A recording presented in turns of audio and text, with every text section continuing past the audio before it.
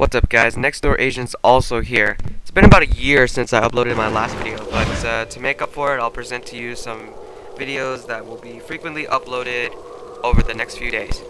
So, how has it been, everybody? With me, I've been absent for quite a while. I have been playing, I've been active on the gaming of League of Legends, but I have stopped recording videos because my computer crashed about 2 months after my last video, and I lost all of my data. So I could not get as many replays as I wanted. I couldn't get all the projects I wanted. I even wanted to do a parody of a champion spotlight for Riot Games with Vladimir or some other mid top lane champion. But unfortunately, I'm unable to get I'm unable to do that because the computer went down. So in order to make up for it, I have to restart my entire fraps and get new replays and get new data, get new fraps, get new League of Legends, get new plays, and even have to rank up a few times. So starting from here, I'm going to be I will be recording more. I will be uploading a little bit more. But other than that, I'm pretty much set on videos.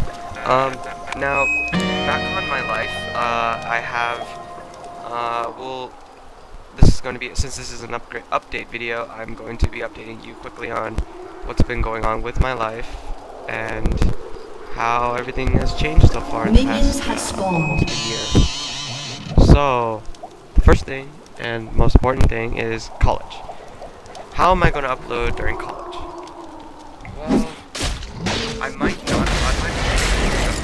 bunch of times during summer, but I definitely will hold back on some of my uploads during the college year, because I will pretty much be studying and working out and hanging with friends, doing activities, stuff that's not related to League. I will League, but I'm not going to do it as much. And with videos, I might just put no commentary videos. So, the video you are watching right now is a Gold 3 support Sona play. I'm currently with this game. Before this game, I am 6-4 with Sona. I should be 7-3, but the team, gold elo matchmaking makes you paired up with people that play like bronze, even though they're gold. I'm actually 6-4, but with this game, it kind of changes that. Now, a lot of things here. Most important about this game. First of all, Shen starting blue. The first and foremost thing, Shen starting blue and ganking like right away. That was pretty new to me because he doesn't have any red buffs. So I was like, how are you gonna get gank? But this guy was pretty smart, very successful gank. Now, picks and bans were also pretty interesting too, because since we are purple team, we get second and third pick, and with the second and third pick, our top laner chose Nunu to counter Jace, and the first thing that the opponent assumed is, oh look, it's Nunu support, I got this, and they chose Lulu support. And since I have last pick, I chose Sona support, because Sona can do well against Lulu, and it is definitely true that Sona does do decently well against Lulu. Just I have to be able to tank Ezreal's skill shots, and as you can see at the beginning of the game, it wasn't really my forte to be able to tank his skill shots. It was actually pretty bad. I was actually pretty bad at dodging in general. Now, for the record, Gold 3 is actually one of those heals where it's very fluctuating. It's up and down. Either like if you're an active player and you constantly play, you might be stuck in Gold 3 for quite a while. I was one of those players that been stuck in Gold 3 for quite a while, so I asked some of my friends to do a queue with me. So the mid laner, as you can see, excuse me, he is Ryze. Ryze versus Master Yi. Now, the key trick to Ryze versus Master Yi is that you just farm. Master Yi's Alpha Strike is able to hit you from a mile away, and your reaction is, dude, come on. And versus Ryze, you pretty much have to. You just farm, that's it. As a Ryze, you just farm. And as a Yi, you can use your Q to farm and obtain such a high gold advantage over Ryze that you overall win late game. However, Ryze has the late game ability too. So, in the end, it's a skill-based matchup, whether or not you you conquer the rise. If you get some early kills, you snowball off the rise, easy, or you just farm like a major boss and get items faster than roam. Our rise has chosen teleport as a summoner spell, so he has a higher roaming potential. However, in this situation, my friend and I were chatting to this guy. The first thing he says is, "I can't roam, sorry," and he decided to stay. Excuse me. He decided to just keep teleporting mid to get to his lane and not miss CS as fast as possible, as much as possible. So, in the end, team fight wise, he was able to snag some kills for himself and definitely turn the tide of the game. Now, as you can see, as you will see later on, the chat will pop up this masterpiece of trash talking on the rise. And Sona plays, well, Sona's like one of my second best supports. Tarek is mostly my best support, but lately the flavor, the best of the meta right now is Thresh, Lulu, Sona, and occasionally Janna and Leona. Pretty much not Tarek. And those, like this, I'm trying to prove them wrong, but it's also really hard because Tarek definitely does get countered by Lulu, because Lulu just is able to poke you more than you're able to poke her. Thresh is able to pull you and deal actually a very large amount of damage. It's actually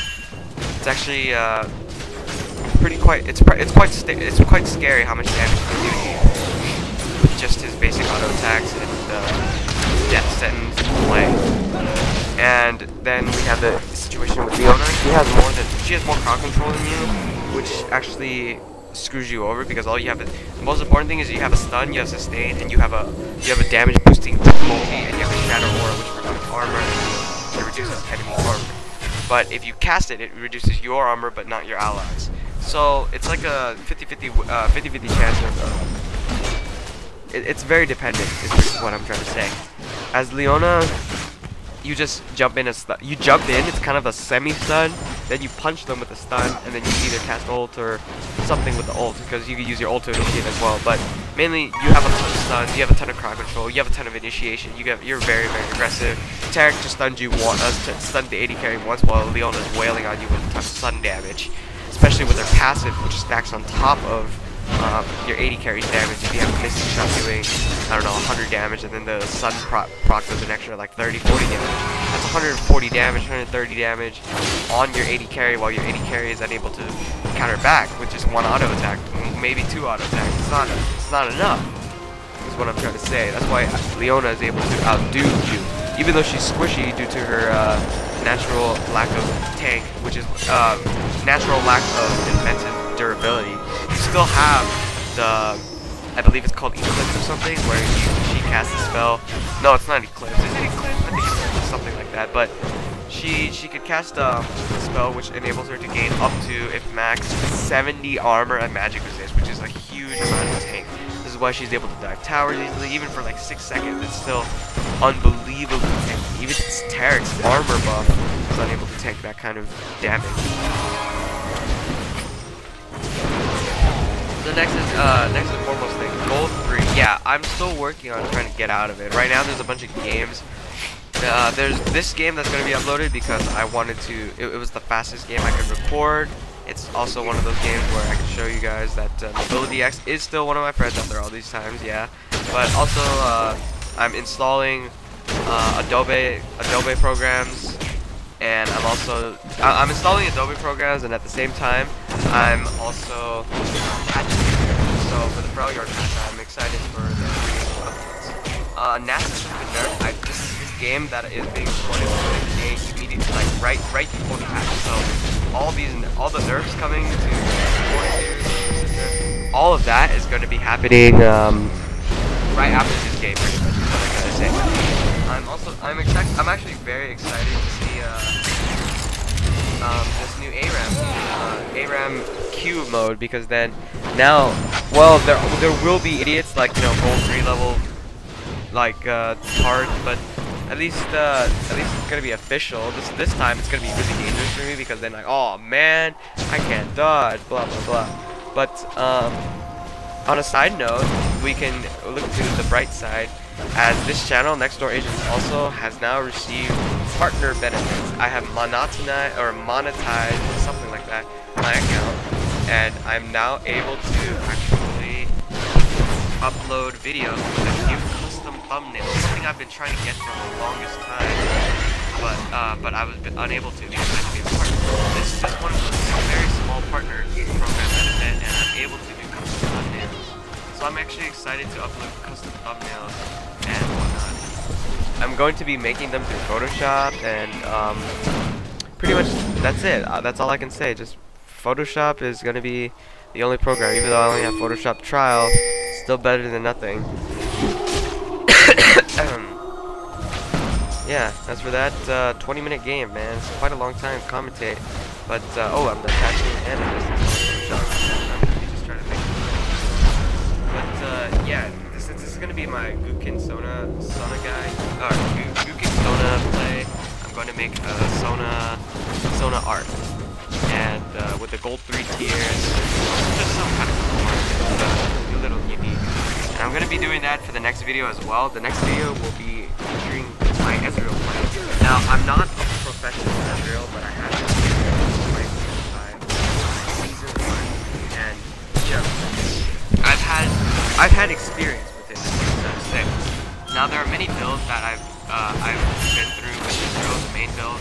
The original main build was the one I followed with Chaos, which included Bloodthirster, Trinity Force, debatable between Trinity Force, Iceborne Gauntlet, and also debatable between Blade of the Ruin King and Bloodthirster, Berserker 3, Divinity Edge, Last Guardian. The standard AD carry build, plus a little bit of magic damage, Iceborne Gauntlet, or just maybe a little bit of Last yeah. But this new build I saw on probuilds.net, check that out by the way, probuilds.net is where pro build things. Probuilds.net featured, I typed in Ezreal just to see if I could get another, a new build, and in fact there was a new build. My friend Nobility actually mentioned that this build came from the Taiwanese server, and the build includes, from the beginning, after you get the Doran Blade at level 1, you grab Spirit of the Elder Lizard, which is the jungling item that enables you to get 50 damage, some health and mana regeneration, and 10% cooldown reduction. It also gives you true damage over time. It's really, really powerful on Ezreal because his Q, his Q is like an auto attack. It procs an extra points of damage. It procs on hit effects, so that true damage actually does a ton of butt whooping on opponents. Spirit of Elder Lizards transition to Iceborne Gauntlet, so you have slow, and you also have the Sheen passive active on it with Ionian Boots of Lucidity for cooldown reduction. With these 3 items you have, and the runes that follow along with it, you have 39.83% cooldown reduction, which is like 0.17% short of max cooldown reduction. And then after that you get Tear of the Goddess and transition to Manamune, which then goes to Miramana, and then you get Last Whisper, and as your final item you sell your Doran's Blade for a Bloodthirster. So basically your entire item is all nothing but blue background except for the Bloodthirster, which is red. That's your only lifesteal item, that's your maximum, that's your largest damage output item.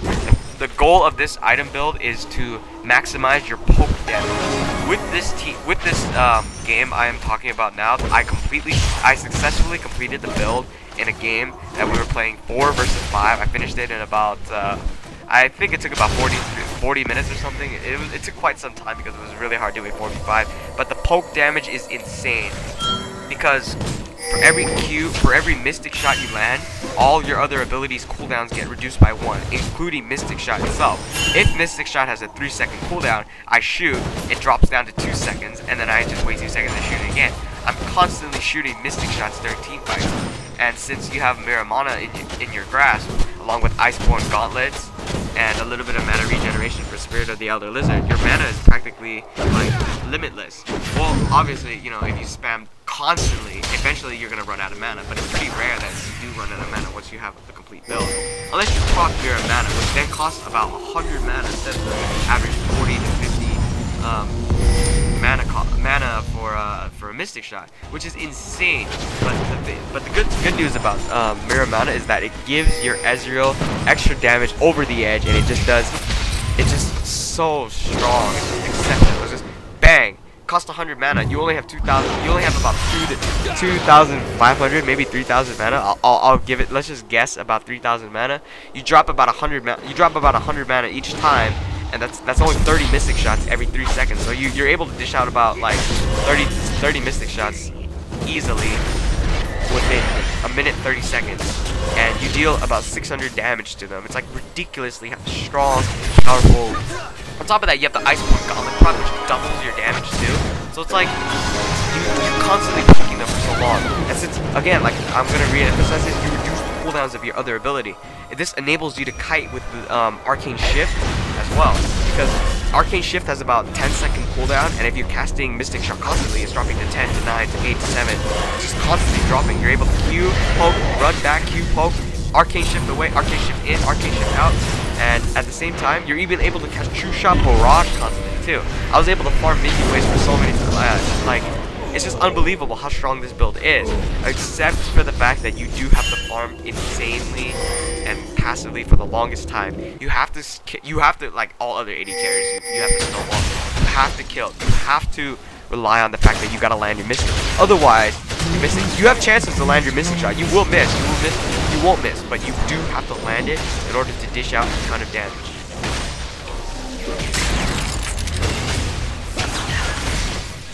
On that note, the build that this build was on ProBuilds.net by a player named Sneaky Castro, which is the AD carry for the team Quantum Gaming, and I followed it because he won so many matches in a row with it. I was like, wow, he won so many matches in a row with it. I think I'll just copy this build. He had 6% lifesteal. He had two different kind of root pages. One was 6% lifesteal, 0.83% cooldown reduction, physical damage reds, yellow armor seals, and the rest is magic resist glyphs. Just one cooldown reduction glyph, but pretty much just lifesteal, Qs, lifesteal, damage, armor, and magic resist, and one cooldown reduction. That's it. The other alternative build was that he added more physical damage and reduced one lifesteal. So just you can alternate in between one or the other. But I prefer the 6% lifesteal because late game lifesteal, you know, you're gonna need it. You don't buy Bloodthirster for such a long time. I didn't even buy the Vamp Scepter because I was in the back for so long. You are, however, extremely squishy when it comes to magic damage. I do not recommend this build. Don't do this build. In fact, I might just say no to it. Don't do this build if their team is heavy AP, because you have 0 resistance to AP. You have a ton of armor resistance, that's for a fact. You have, due to the Iceborne Gauntlet giving you 70 armor, that's a lot of armor resistance. I think you have about 120 armor set.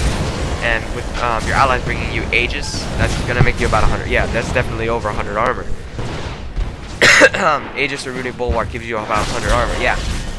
But you'll have about 40 magic. You will have 40 magic resist. You're reliant on your low magic resist blues, and you're not gonna have enough for sustainability. The game I played, Brand caught me off. Each time Brand caught me, I took too much damage and I died instantly. But I didn't take as much damage if I were 1v1 team. During the team fights though, I never actually 1v1. I did. I don't remember if I 1v1 or not, but we did win a 4v5. That was like the most interesting thing to see. You do also have to level up your W once, like just once, just to do the extra damage, even though it costs a ton of mana. But it does come in handy. Essence Flux does do enough damage to boost your DPS over. Then there's the fact. Then there's this patch. So a lot of oh wow, I expected this patch for a long time. My thoughts, well, they did do nice things to Ezreal, as in they fixed this pulse fire bug where whenever you kill a creep, you don't get gold, which is like the trippiest thing because I want to see my gold count go up, and like it's just not right. What if you miss? What if it says you miss a creep, which is like, well, that brings me down. And they also fixed a bug with Ezreal where the triple shot barrage, if you leveled it up while you're dead, your animation dies again. That's just, what the hell? I don't even understand. I don't even understand. Now, my comments on the rework of Sejuani. It's actually pretty cool. I don't like the fact that she was able to permanently slow you all the time, and the fact that she's extremely powerful. I mean, I saw this one player build just nothing but Rod of Ages and just Merc Treads, and she pretty much able to tank the entire team because she has so much armor, magic resist, armor, health, and AP. She's pretty much invincible. She has so much. She has no resistance just because she doesn't need resistance with all the health she's stacking. Now the next one is Trundle. The Trundle remakes. I don't play Trundle. I don't understand Trundle, but from what I hear, he is very, very powerful late game. He does damage, does a little bit of AP. Pretty interesting. All these things I see about Trundle. I guess he's gonna be pretty cool. Next thing, Randall. It's alright. Not gonna say too much about it. Corky bug fix. Not too much about it. Mundo. Well, Masochism wasn't supposed to kill him in the first place, and Infected Cleaver, same thing. So that's not concerned. Now for Draven, I hear that they're gonna fix the axes, so that's gonna be pretty nice. Just the axe padding, I believe, and also not being able to pass the impassable wall. Come on, you just threw it all the way to the wall, and you can't catch that. You just lost 20 mana. That's the fiddlesticks. That's just a small bug fix. I'm just gonna go through the entire bug. Now for Karma, it says right here that her damages are increased, cooldowns drop, and pretty much basically cooldowns drop to make her stronger. But then there's Lulu. Now I'm not a Lulu player, but I do in fact enjoy her because she's very, very powerful. Her early game harass is extremely strong. Her late game is pretty much can change team fights because how well you position your ulti if they are able to initiate properly.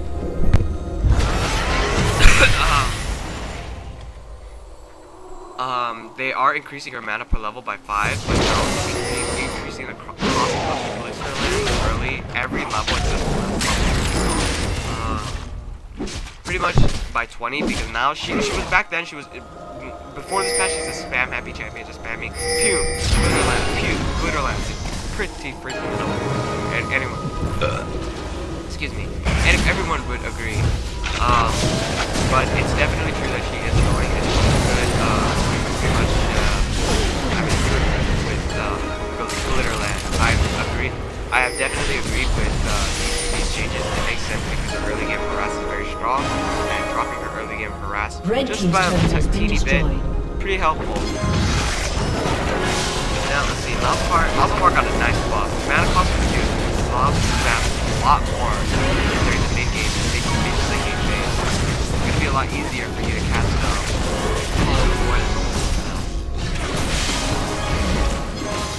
Now, the Nasus nerfs, I definitely do agree with them. He is an extremely powerful champion late game. He is very effective at tanking. He's very effective at, pretty much his W is a 95% slow, and attack speed slow and a movement speed slow, which is basically a stun. So, since you can't attack anyone, but it's basically a stun, so dropping the attack speed down, cutting the attack speed reduction by half from 95% for about 44, 43, 50%, something like that. It's pretty, still strong, but not as strong as it used to be. The movement speed is hella slow too, but again, it only adds, it progressively increases to that number. So you still have a chance to escape, but it's pretty hard to escape because the cooldown on Wither is really short if you go in Jungle Masses. Still strong, just not as strong as before. Next is Nunu, small bug. Next is Olaf, small bug, nothing big. Quinn, personally, Quinn is not my kind of champion, but now blinding us all has a ability power ratio, which I don't understand why. But yeah, Quinn can now, Quinn's attack game is much more different, and her other spells are also much more consistent. And then there's Rumble, which will no longer prevents Rumble from acquiring automatic final game attack targets. I don't understand. It does play Rumble that hard. Nice to see that Kai Strike will not affect wards. We got Boomerang Blade on Boomerang Blade Ricochet on Sivir, which is really a nice buff. Thresh, I just like Thresh, and yeah, just like Thresh, she's a very strong champion, but I am mutual about this change. Then we have Udyr. Udyr is very, very powerful if you change the Tiger stance. Bear stance, change Veins get damaged in attacking range, and they change Fight for bugs, they change they fix the bug for Zack, and they also change the cooldown for Zed. I'll cover the items in another video because I'm just about to run this time, and this is pretty much how the game ended because we pretty much dominated the team. So until then, my name is Next Door Agent also, and I will see you subscribers. Thank you for watching. See you guys next time.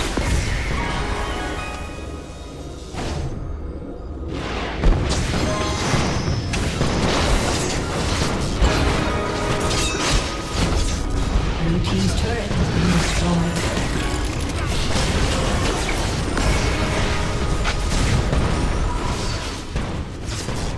Blue team's inhibitor has been destroyed.